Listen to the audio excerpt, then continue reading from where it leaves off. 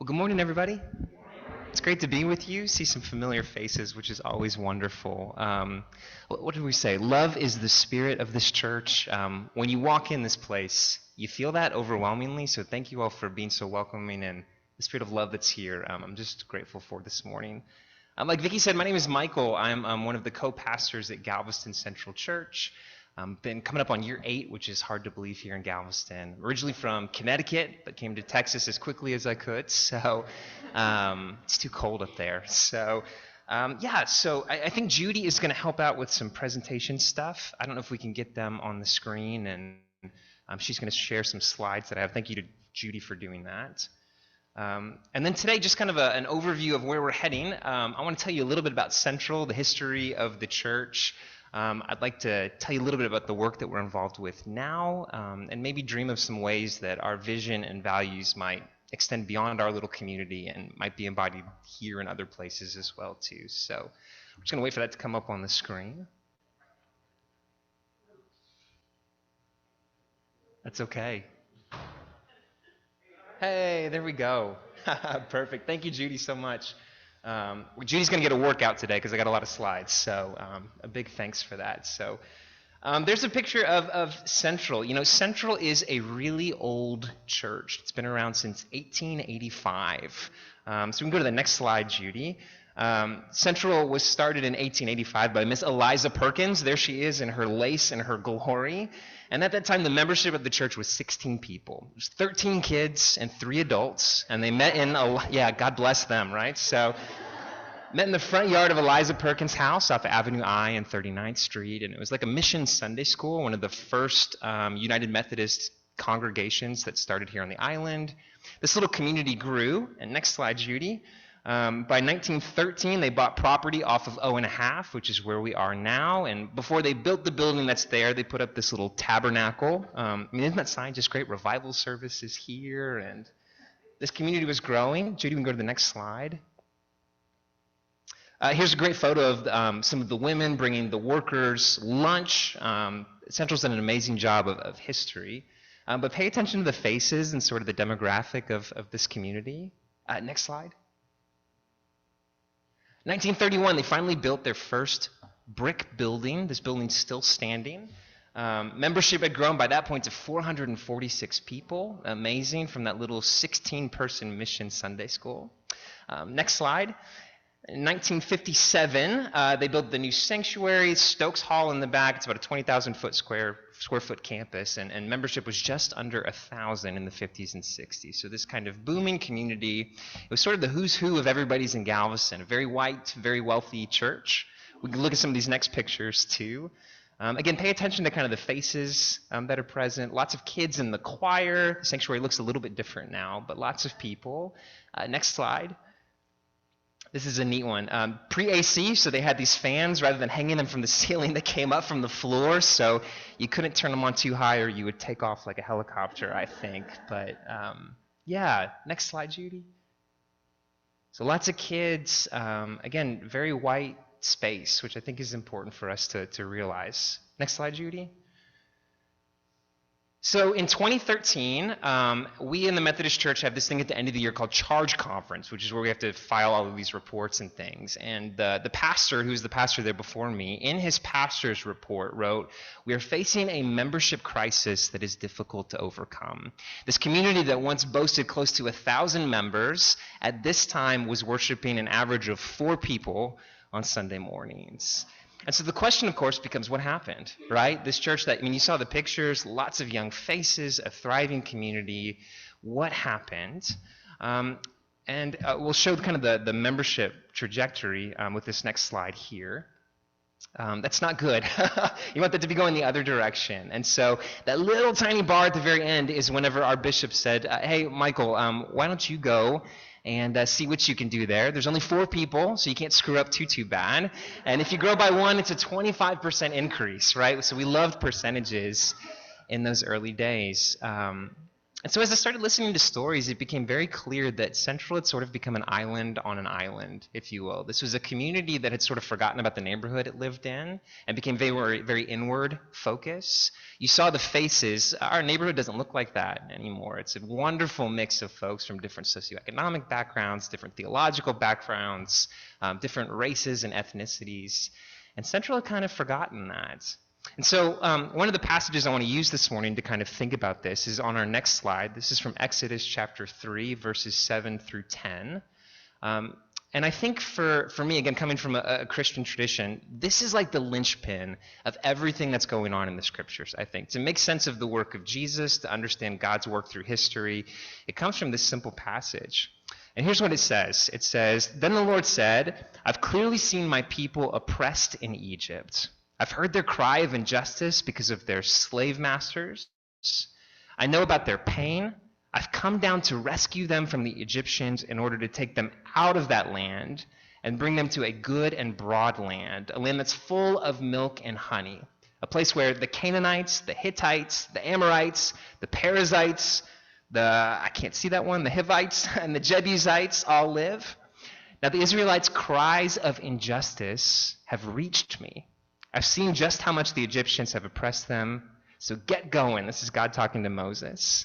"I'm sending you to Pharaoh to bring my people, the Israelites, out of Egypt." The very first line there, "I've heard their cry of injustice." Central, in its insulation over those last couple years, stopped hearing the cry, friends. They stopped hearing the cry. If you've ever been a part of religious organizations that kind of get stale or irrelevant sometimes, I've been a part of those growing up. I think these are places where we've stopped hearing the cry of our neighbors. And what this passage teaches me about God, at least, is that God isn't found in like big fancy cathedrals. God isn't found in with fancy clergy robes. But God seems to show up most often, most reliably, around the poor and the oppressed. I have a friend named Mike Chambers. Mike was in prison for a long time. He's part of our community at Central. And Mike tells this fantastic story of the night that he got locked up for the first time.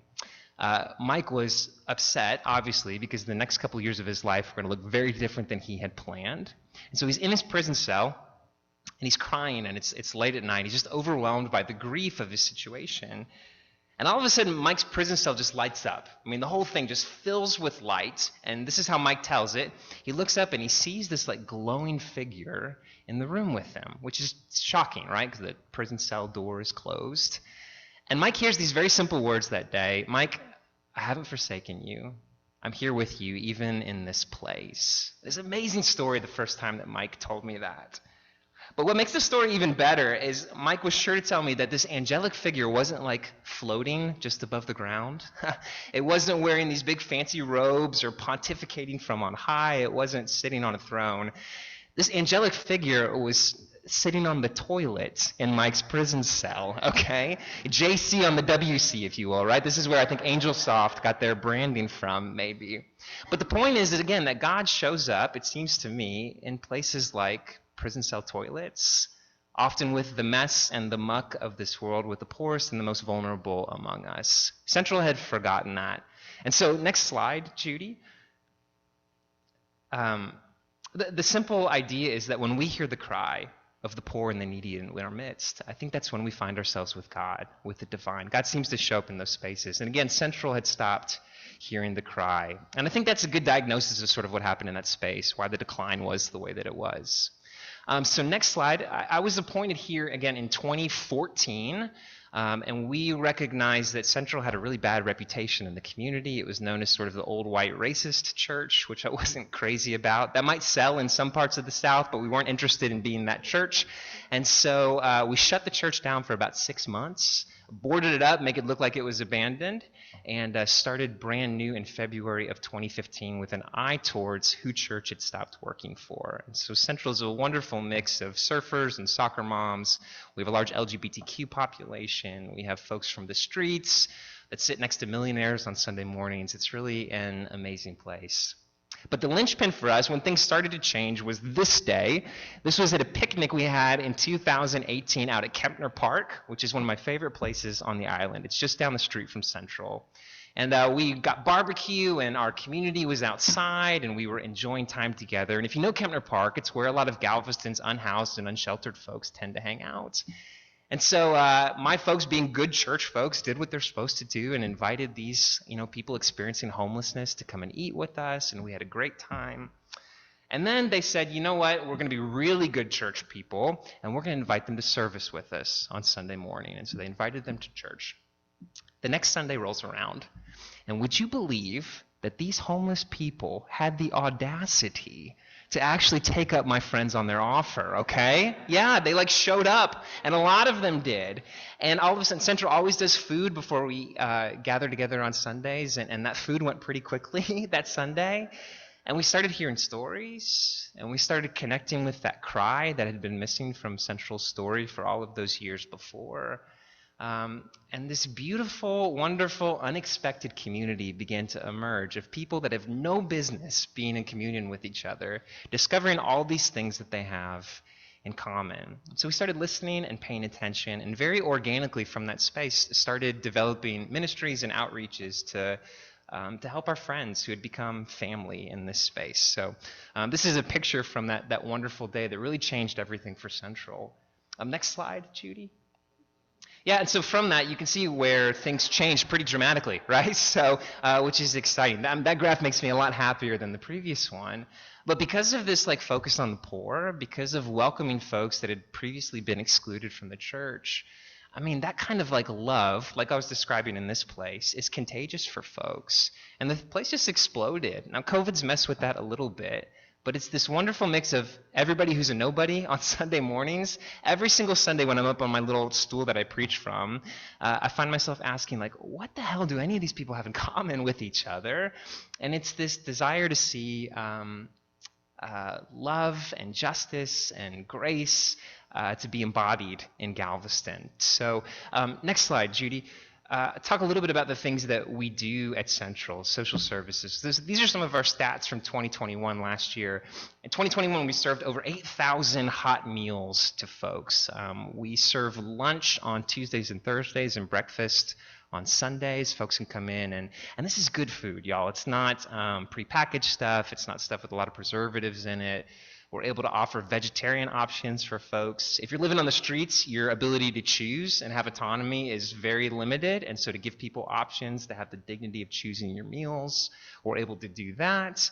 We offered over 3,000 showers, which is amazing. We have one shower in the building. So that one shower was used over 3,000 times last year. We just put in a grant that's very exciting. It's going to give us 5 showers and be able to expand that ministry next year. And over 1,600 loads of laundry. All this work became even more important during the COVID-19 pandemic. Keeping people clean and hygienic was just vital. So that's something we do every Sunday, Tuesdays, and Thursdays. Folks get access to that.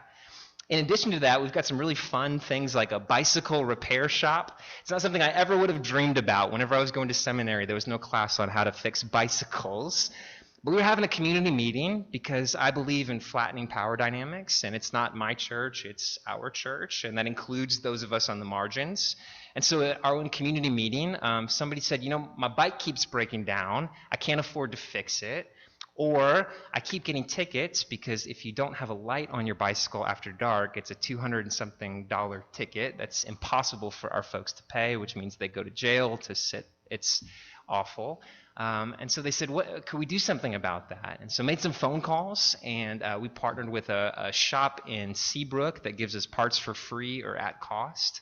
And so on Thursdays, you can walk into this bike shop and get your flat tire fixed. They'll take these Frankenstein-looking bikes and make them work for folks and give them away. It really is a beautiful image of sort of the resurrection kind of experience that we're after at Central, turning broken bikes into something useful, sort of like broken people are finding themselves being useful again too. So it's a wonderful ministry that we do.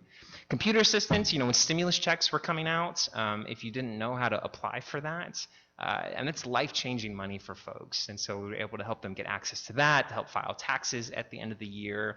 One of the big myths is that our friends experiencing homelessness don't work. Many of them have multiple part-time jobs, and it's just so expensive to try to pay rent or make things work down here. So computer assistance, helping people apply for jobs. This generation of homelessness missed the transition from analog to digital. And so now even if you wanted to go get a job at McDonald's, they're going to say, great, we'd love to hire you. Please go to jobs.mcdonalds.com or whatever the website is and fill out an online application. If you don't have those skills, it's really challenging to navigate and get out of your situation. We have locker storage on site, so it's cold for now, but we know what July and August are like in Galveston, and trying to lug around a heavy sleeping bag or a big coat, it's impossible. And so rather than folks having to typically throw away their stuff and get all new things, we're able to provide lockers where they can store things, everything from jackets and coats to important documents like social security cards and birth certificates, things that you need to get going forward again. One of the most exciting things is we're putting in a clinic upstairs. We've partnered with UTMB and St. Vincent's, and so folks will be able to see doctors and nurses and dentists and social workers and physical therapy and occupational therapy all for free, $0. I mean, just amazing things that are happening in that space. This photo is from the vaccine clinic that we held last year. Because this was a population that had no way to get up to League City, to get to one of the mass vaccination sites. There's a lot of skepticism and distrust of UTMB. It's one of my favorite stories, and the importance of communities like this one. When we were trying to get people to sign up to go get the vaccine in League City, we had a bus lined up. We had 100 or so folks, and I was going around with my little sign-up sheet, and maybe 6 of them signed up to go up to League City because they didn't know what this was about. They're not sure about this whole vaccine thing. So I called the health district and UTMB and said, could we get a site at Central? And they said, yes, we can work that out. And of those same 100, where only 6 signed up off-site, 87 signed up to get their vaccine at Central because it was a place that they trust, with the pastor that they trust. And so they saw me get stuck first, and when I didn't grow an extra head or anything like that, they were very willing to get the vaccine on their own. So developing these communities of trust, I think, is important work that Central does. And the last thing we kind of did last year was this emergency shelter. When we had the freeze of last year, Salvation Army was still under COVID restrictions, and so we had folks that were outside. And so for about a week, 60 or so folks slept at our church. We fed them. When we lost power, we got blankets to keep them warm. When we lost water, we went to the neighbors and started getting buckets of pool water to manually flush the toilets of the 60 or so people that were there. It was the most awkward sleepover I've ever been a part of, but so much joy. And again, the divine showing up in these spaces where the poor and the marginalized are among us. That's kind of a sense of the work that Central is involved in and week out. We're advocating right now for housing equity, trying to figure out some transitional housing options for people on the island. Judy, we can go to the next slide. Yeah, so I know Mother Teresa can be kind of problematic with some things that we've learned at her, but I think she got this right. She said, if we have no peace, it's because we've forgotten that we belong to each other. I think most of the world's problems can be addressed by this simple reality. The work that we do at Central, I think it's amazing, and I love the stats at the end of the year and the thousands of people that we're helping. But the real thing that we're after is this: rediscovering the bonds that we have each other and remembering that we belong to each other. Recognizing that every single person has something to offer, something to give, no matter their socioeconomic status, no matter their background, no matter their present reality. And so Central is trying to leverage those gifts and do everything with the spirit of mutuality. So all of those social services that I mentioned before, trying to flatten hierarchies and not create a top-down approach. Everything is done by the members themselves. So my dream is that when you walk into Central on a Tuesday or Thursday, you can't tell who's serving and who's being served. Our kitchen crew is made up of a mix of people that are living on the streets and folks that have years of culinary experience. Our bicycle repair shop, again, is folks that have been working on bikes since they were little and are living outside, and other professional type folks. Everything is done with the spirit of mutuality, even the clinic that we do. So I just want to highlight some of these stories so you can kind of get a sense of the people that are at Central. Judy, we can go to the next slide. These are some of my friends. Y'all may know Edna. I don't know if have y'all met Miss Edna? Most of Galveston knows Edna. Edna, the first time, she'll just cuss you up and down. She's one of my favorite people. When she, one of my first Sundays at Central, she was sitting out front with a sign that said, B, quit touching my S or else kind of thing was what it said in front of the church. So we hired her naturally for our marketing division. And yeah, Edna's a treat. Edna's now in Missouri City, I think, at a facility. But this was a great day where Edna, who has caused trouble for the Galveston Police Department, has caused trouble for neighbors, she's helping us plant flowers that day and making our space look beautiful. Because folks in my community said even Edna has something to offer and is still made in the image of love. And so we should leverage that. On the left side, you can see Caroline and Preacher, and there's Steve and Renee. All of them are living outside, though Steve just got a place this last year. We got to decorate his apartment for Christmas, which is just the most wonderful thing ever.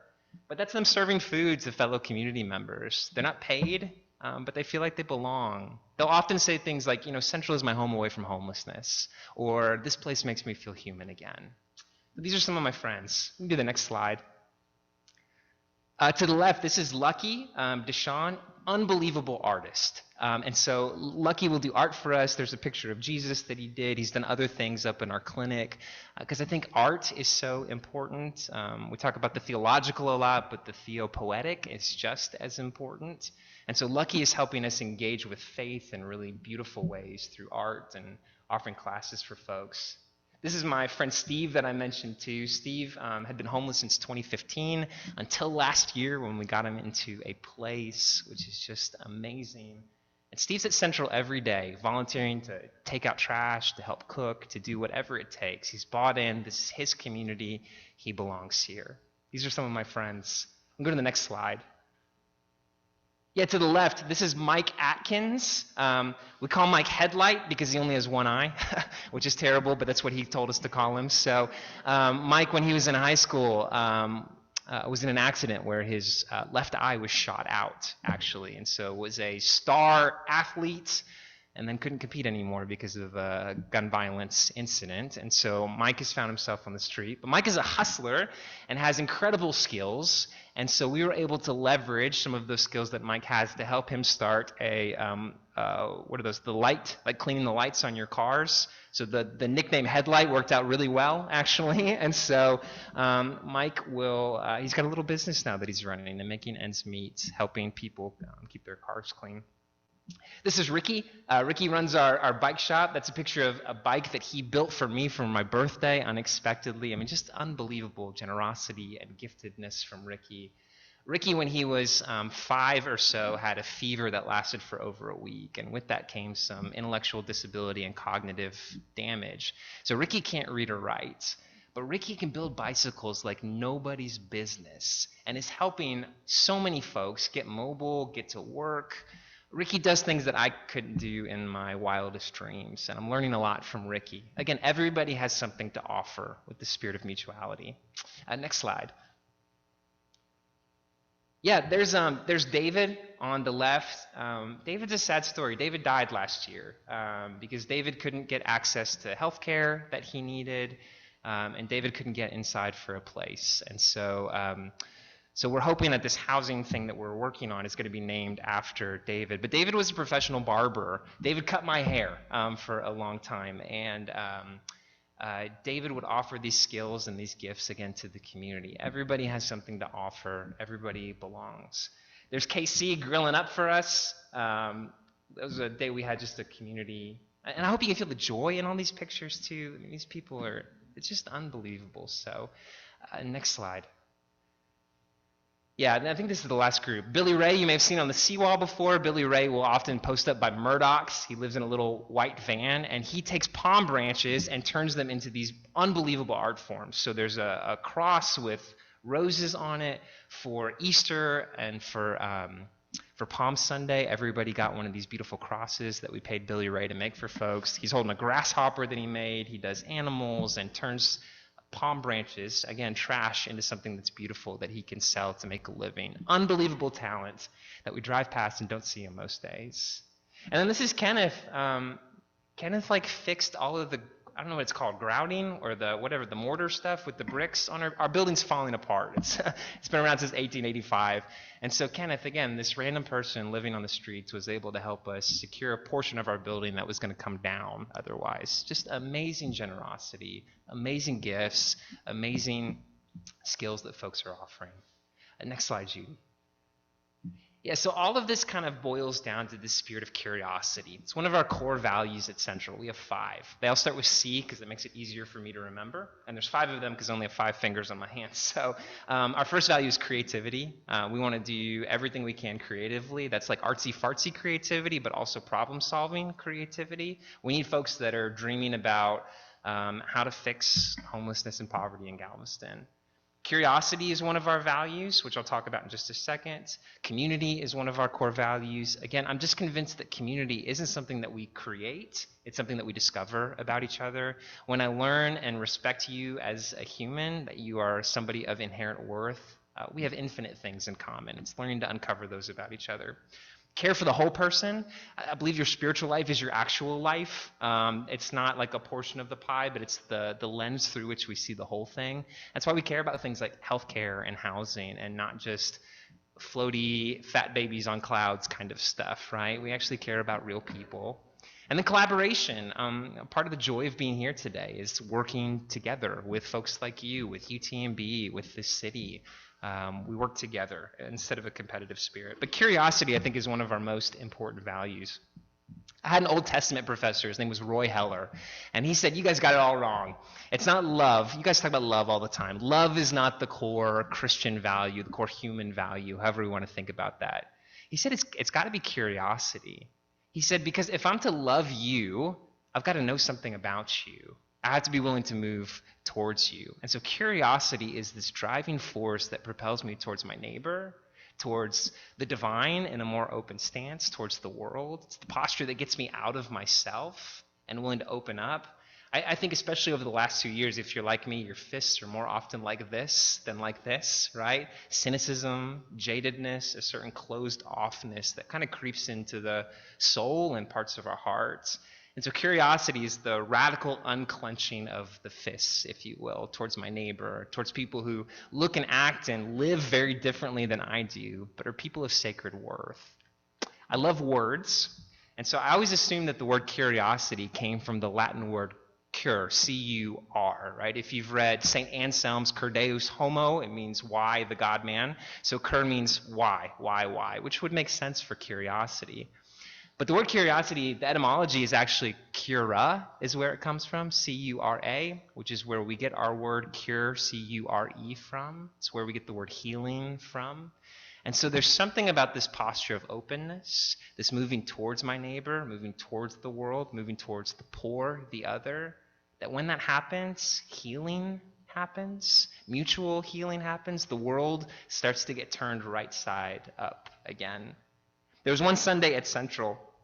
Again, somebody was having a particularly hard day, one of our unsheltered friends, and they came up to me and they said, Michael, this is my home away from homelessness. This place makes me feel human again. That same Sunday, after the service, we had a bigwig from American Airlines that was there who had just donated a lot of money to us. And he said, Michael, this place makes me feel human again. And so people on opposite ends of the sort of demographic divide, whenever they become aware of the ways that they're participating in systems, when you get to be generous, when you get to meet other people, there's this mutual healing that happens. And we get to know each other, and the world again gets put back together. So I'll end with just one final story. The last slide in there was of a bullet, a little 9mm bullet that sits on my office at home. Central, we pass baskets for offering like you guys do most weeks, and all kinds of crazy, weird things end up in the offering basket. I don't know if that happens here or not, but very often we'll have gift cards with zero balance on them will show up in there. Broken Mardi Gras beads. We've had a single domino that ended up in there one time. One Sunday about 2 years ago, there was a 9mm bullet that was in the offering basket. And when we were talking about it after the service, I was thinking, man, I didn't think my sermon was that bad, but maybe it was. And then we thought a little bit harder and thought, maybe that bullet wasn't meant for me. Maybe that was somebody who's in one of the gangs around here who had intentions of putting that bullet in another person, but because of the love that they experienced in this place, decided instead of putting it in a body, putting it in the basket that morning. Or maybe that bullet was meant for an enemy, but the enemy was the same person that was putting the bullet in. Maybe this was somebody who had thought about taking their own life and radically relinquished that bullet because of the love and the community that they had experienced at Central. And I like to think that that bullet was the very first thing placed in the offering basket. And so as it went around the congregation and the hundreds of people that were sitting there, every person got to hold the weight of that bullet, of that surrender. And I think that's what we're trying to create at Central. I think that's what you're trying to create here too. A community that can support the weight on the days when you and I feel like a loaded gun, that we can carry each other. That on the days when I have no faith, you might have faith for me. When I don't have shoes, you might provide them for me. And in that curious posture of moving towards each other, holding each other, it seems like the divine shows up in those spaces. I love being the pastor of Central. I love being in the Galveston community. I'm so thankful for the time to be with you all here today. So thank you all so much.